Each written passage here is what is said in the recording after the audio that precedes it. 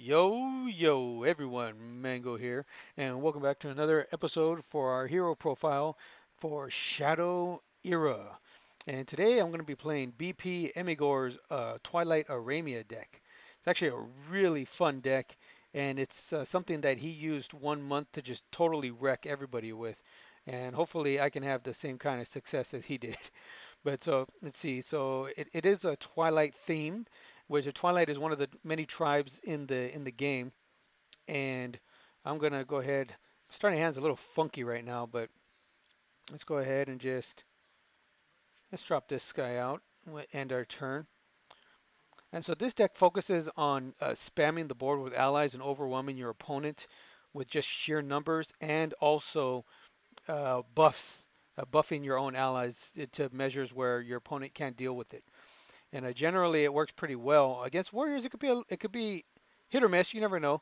If you get the right allies out in time, you can really mess with your opponent's strategy. Ooh, this is one of the right allies. So I'm going to get rid of this. And I'm going to play this ally out. I'm going to end my turn. And you'll see why. Because this ally, for 2 resources, I get to target and exile an ability or item, or I mean ability or ally of cost 3 or less. So let's see. If he plays a Blood Frenzy here, I'm going to get rid of that. And he does. Okay, so I don't mind activating this to get rid of that. Okay, so I'm going to get rid of one of these. I have 4 of these in the deck. And I'm going to utilize the ability here for two resources. And I'm going to target Blood Frenzy and I'm going to exile it. See, and now it is gone. So now this ally will actually die at the end of my turn. And I will end my turn. So it goes to the grave. You see, in this deck, you don't really mind feeding your graveyard with your allies because Twilight Avatar, when it's summoned, you get to bring back the top 2 allies in your graveyard. They only come back with 1 health, 1 attack and 1 health, but that's part of swarming the board, because you can utilize their abilities to control the board, or you can use them as fodder for your ritualist headdress to buff your other allies, which I will show you shortly. Okay, so he decides to summon a ace in there. So, oh, okay, perfect. I think I'm gonna go ahead. I think I'm gonna have to get rid of this guy or this gal to play this out, and then I'll come in here and hit this guy to send him back to his opponent to his hand, and then I'll end my turn. So now he has his ability up, so he'll be able to blow this up, and then I'll be able to. I know my other items will be safe, but overall, this deck might be something that might not be able to beat, especially with Chaos Engine in play, because it's going to be ramping his shadow energy so much that I just might not be able to keep up. Okay, he decides to use Rampage, and he's not going to blow up the dagger. Interesting. Okay, so he wants to hold off and use it for my items that I summon with my ability. So I'm going to skip that. I'm going to come in here, and then I will go ahead and use my ability to pull Twilight Eidolon out.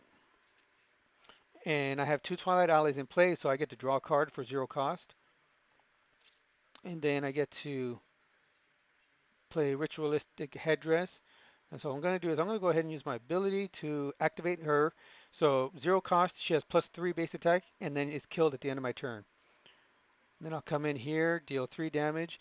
Now when she dies, it's going to activate this ability, or this item. So what? So I'm going to go ahead, use this item here.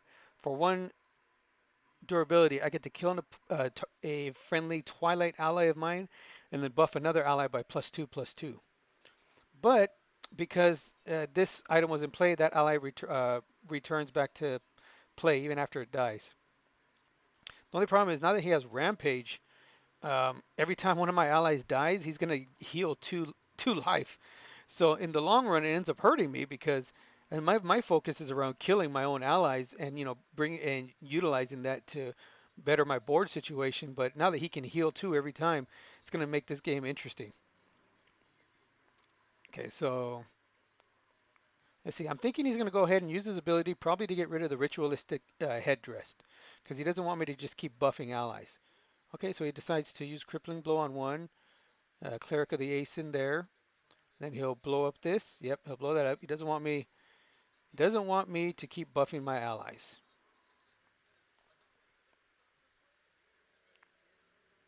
Okay, Twilight Orphic. That's a good one. I like that. So we will skip there. I'll play the Orphic out. You see, all my Twilight allies gain 1 health when you summon Orphic. Go ahead. I'm going to send this guy back to his hand once more. And right now I have 1 Twilight ally in my grave. End turn. I don't know if he's going to use his ability on this. It only has 1 durability. I'm not sure if he really wants to do that or not.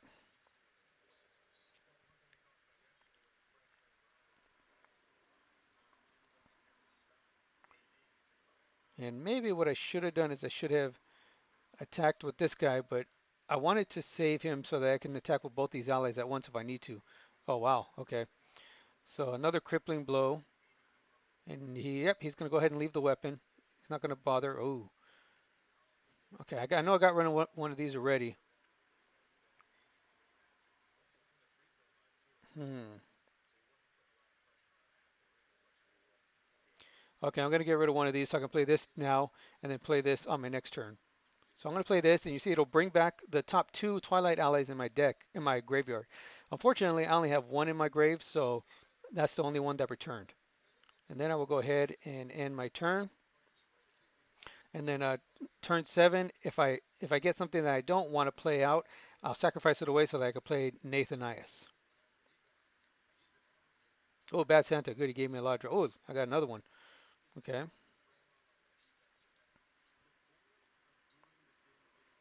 So what is he going to do for five resources? So I think now what I'm going to do is I'm going to go ahead and run with Eidolon and Orphic. So I'll play those two out instead of one Nathanias. He's going to destroy his own item there, draw a card, gain 1 shadow energy, and then he'll come in with that and kill the Ritualist, I believe, because he doesn't want the Ritualist to maybe get rid of this item here.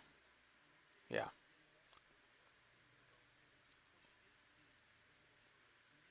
Okay, and then that should be the end of his turn unless he has another crippling blow.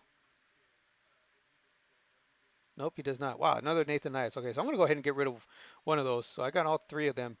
Let me see. So what I'm going to do here is I will go ahead and pull a ritualist headdress with my ability for 4 shadow energy, and I will replay Twilight Orphic. And what I will do here is I'll go ahead and use my ability to kill off this.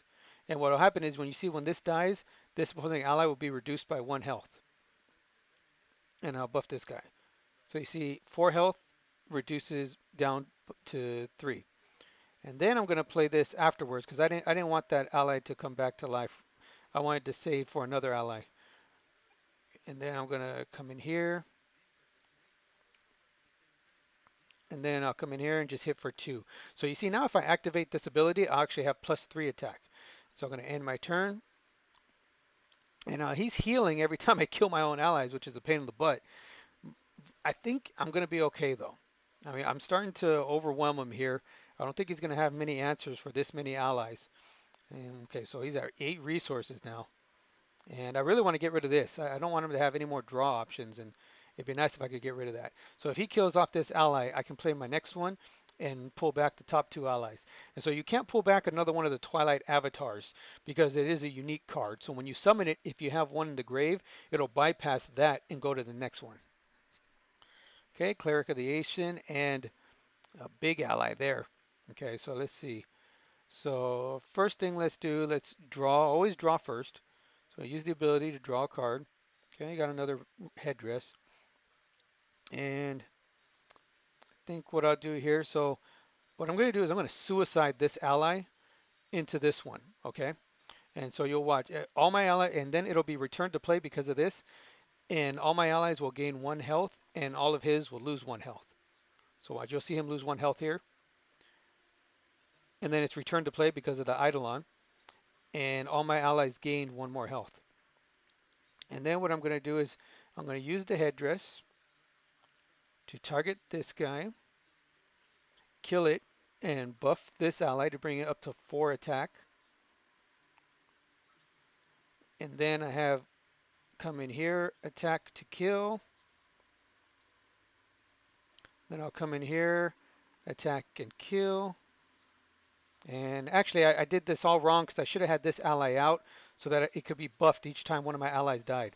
So look, pay attention, guys. Don't be stupid like me because I just cost this ally plus two.